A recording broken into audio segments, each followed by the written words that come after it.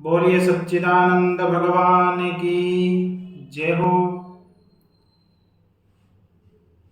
कल की कार्तिक महात्म्य की कथा में हमने सुना भगवान श्री कृष्ण और सत्यभामा के बीच में जो चर्चा चल रही है कि देव शर्मा और उनकी पुत्री गुणवती और दामाद चंद्र के बारे में। आज कार्तिक महात्म्य के द्वितीय दिवस की हम कथा सुन रहे हैं। आपको हम बता दें, कार्तिक महात्म्य तब किया जाता है जब बहुत से जन्मों का पुण्योदय हो जाता है, और कार्तिक महात्म्य के प्रभाव से जो पुण्य बनता है उसकी कथा हम इस कथा में सुन रहे हैं, भगवान श्री कृष्ण और सत्यभामा के बीच में। तो आज द्वितीय दिवस की आप कथा सुनिए। श्री कृष्णवाच ततो गुणवती श्रुत्वा रक्षसा निहता उभौ पितृभर्तृज दुःखार्ता करुणं पर्यदेवयेत्। कल की कथा में हमने सुना था कि जब देव शर्मा और उनके दामाद चंद्रदेव वन में जाकर के समिधा कुश इत्यादि लेकर के आते हैं और एक राक्षस के द्वारा मारे जाते हैं। इसके बाद में श्री कृष्ण जी ने कहा कि हे सत्यभामा, उसके बाद में गुणवती को जब पता लगा कि उनके पिता और उनके पति एक राक्षस के द्वारा मारे गए तो वह बहुत दुखी हो गई और पीड़ित होकर के बड़े शोक से वह रुदन करने लगी। और गुणवती बोली कि हे स्वामी, हे पिता, आप मुझको छोड़ करके कहाँ चले गए? अब मैं अनाथ वाला आपके बिना क्या करूंगी? घर में बैठी हुई किसी काम में मैं चतुर नहीं हूं और पति से दूर होकर इस प्रकार मुझको स्नेह पूर्वक भोजन, वस्त्र इत्यादि से कौन पालन करेगा? भाग्य, सुख, आशा और जीवन ये सब जिसके नष्ट हुए हैं, अब मैं किसकी शरण में जाऊं? मेरे दुख को कौन दूर करे? कहाँ जाऊं, कहाँ ठहरूं और क्या करूं? इस प्रकार विलाप करती है और विधाता को कोसती हुई कहती है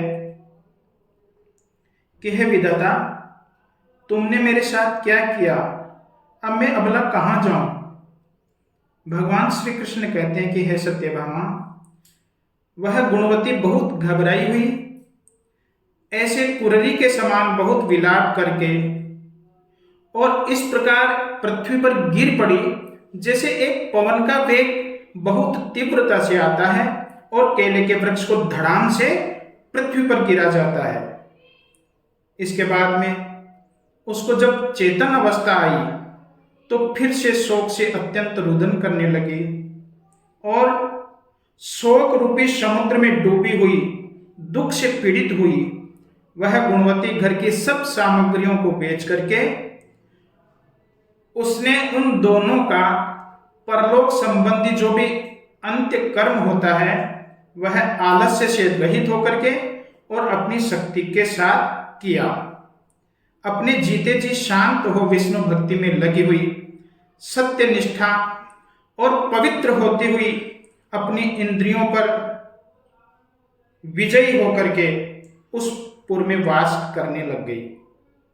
सत्यभामा उसने अच्छी प्रकार से 2 व्रत प्रारंभ कर दिए, एक तो एकादशी का व्रत और दूसरा कार्तिक महीने का सेवन, कार्तिक महीने का व्रत। श्री कृष्ण ने कहा कि हे प्रिय सत्यभामा, ये दोनों व्रत मुझे बहुत ही प्यारे और मुक्ति, मनुष्य के लिए भोग और मोक्ष को देने वाले हैं, पुण्य तथा पुत्र और संपत्ति को देने वाले हैं। जो कार्तिक के महीने में तुला राशि के सूर्य होने पर प्रातः काल स्नान करके जो आराधना करता है, पूजा करता है, वह बड़े से बड़ा पापी ही क्यों ना हो, मोक्ष को प्राप्त कर लेता है। इसलिए कार्तिक महात्म्य में पूजा करते हुए और सूर्योदय से पहले ही स्नान करना चाहिए। जो मनुष्य कार्तिक के महीने में स्नान, जागरण और दीपदान करता है, तुलसी के वन का पूजन करता है, पालन करता है, वह मेरे स्वरूप हो जाता है। इसलिए कार्तिक के महीने में नित्य प्रति सुबह जल्दी उठना चाहिए, रात्रि को जागरण करना चाहिए और दीपदान नित्य करना चाहिए। तुलसी जी की पूजन नित्य करनी चाहिए। इसके बाद में भगवान ने कहा कि जो भी विष्णु के मंदिर में झाड़ू लगाता है और स्वस्तिक अर्थात सातिया इत्यादि जो अर्पण करता है, वह विष्णु की पूजा करते हुए जीते जी ही मुक्त हो जाता है। हे प्रिय, इस प्रकार जो 3 दिन भी कार्तिक में ऐसी पूजन कर लेता है, वह देवताओं के भी नमस्कार करने योग्य है। और जिन्होंने जन्म भर यदि कार्तिक का पूजन किया, कार्तिक स्नान किया, कार्तिक महात्म्य की कथा सुनी, तो उनका तो कहना ही क्या।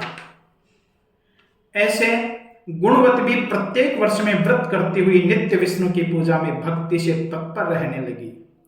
हे प्रिय सत्यभामा, एक समय जब वृद्धा हो गई, जर्जर अवस्था हो गई, तो दुर्बल होकर गुणवती ज्वर रोग से पीड़ित हो किसी प्रकार धीरे धीरे गंगा स्नान करने के लिए गई। जल के भीतर जाते ही सर्दी से वह कांपने लगी और पीड़ित हुई। उसी समय उस व्याकुलता में ही उसने क्या देखा कि आकाश से एक बहुत सुंदर विमान उतर रहा है। उस विमान में शंख, चक्र, गदा, पद्म इन आयुधों से उपलक्षित भगवान विष्णु के स्वरूप धारण करने वाले और उनकी ध्वजा में गरुड़ जी के चिन्ह है। इस प्रकार सुंदर अवस्था देख करके ऐसे विमान में चढ़ाकर अप्सराओं के समूह से सेवा की जाती हुई उस गुणवती को चमर ढोरते हुए वैकुंठ को ले गई। तपस्या से इस प्रकार प्रकाशमान अग्नि की ज्वाला के समान विमान में बैठी हुई वह गुणवती कार्तिक व्रत के पुण्य से मेरे समीप आई। ब्रह्मा आदि देवताओं की प्रार्थना से जब मैं पृथ्वी पर आया, तो सत्यभामा वह सब गण मेरे साथ आए। और ये सब गण जो थे, ये यदुवंशी ही थे। और तुम्हारे पिता देव शर्मा सत्राजित नाम के यादव हैं। चंद्र शर्मा जो पूर्व जन्म में तुम्हारा पति था, वह अक्रूर हुआ। और तुम कार्तिक के स्नान के प्रभाव से, पुण्य से मेरी प्रीति बढ़ाने वाली वही गुणवती हो। मेरे मंदिर के द्वार पर पहले जो तुमने तुलसी की बगीची लगाई थी, हे सत्यभामा, उससे ये कल्प वृक्ष आज तुम्हारे आंगन में स्थित है। जो कार्तिक के महीने में पहले तुमने दीपदान किया था, उससे तुम्हारी देह में और घर में स्थित लक्ष्मी स्थिर होकर वास करती है। जो तुम सब व्रत आदि स्वामी रूप विष्णु को अर्पण करती थी, उस व्रत और तपस्या के कारण से तुम मेरी पत्नी हुई। जन्म से लेकर मरण तक जो तुमने कार्तिक का व्रत किया है, उससे मेरे विछोह को कभी प्राप्त नहीं होगी, अर्थात तुम अब मुझसे कभी अलग नहीं होगी। ऐसे जो मनुष्य कार्तिक के महीने में व्रत करने में तत्पर होंगे, वे मेरे समीप आकर तेरे समान प्रीति देने वाले होंगे। यज्ञ, दान, व्रत तथा तप करने वाले मनुष्य कार्तिक व्रत करने वाले की एक कला अर्थात 100वें भाग को भी प्राप्त नहीं होते हैं। इसके बाद में सूतवाच इत्थम निशम्य भुवनाधिपतेस्तदानीं प्राग्जन्म पुण्य भव वैभव जात हर्षा विश्वेश्वरं त्रिभुवनैकनिदानभूतं कृष्णं प्रणम्य वचनं निजगाद सत्या। सूत जी बोले, भुवनाधिपति जो श्री कृष्ण हैं, उनसे इस प्रकार सुनकर पूर्व जन्म में हुआ जो पुण्य है, ऐसा सुनकर वैभव से हर्षित हुई सत्यभामा विश्व के स्वामी और तीनों लोक के कारण रूप श्री कृष्ण जी को प्रणाम करके फिर कहती हैं, बोले सच्चिदानंद भगवान की जय। आज द्वितीय दिवस की कथा संपूर्ण हुई। प्रेम से, श्रद्धा भाव से, विश्वास से जो ये कथा सुनता है, निश्चित रूप से कार्तिक के महीने में इस व्रत के प्रभाव से सबके मनोरथ सिद्ध होते हैं। जो नित्य प्रातः काल उठ करके भगवान की पूजन अर्चन करता है, उसको तो निश्चित रूप से प्राप्त होते ही हैं, किंतु किसी कारणवश से अगर समय पर स्नान इत्यादि नहीं हो पाते तो वह यह कथा सुनकर के भी पुण्य को प्राप्त करते हैं। जय श्री कृष्णा, जय श्री राम।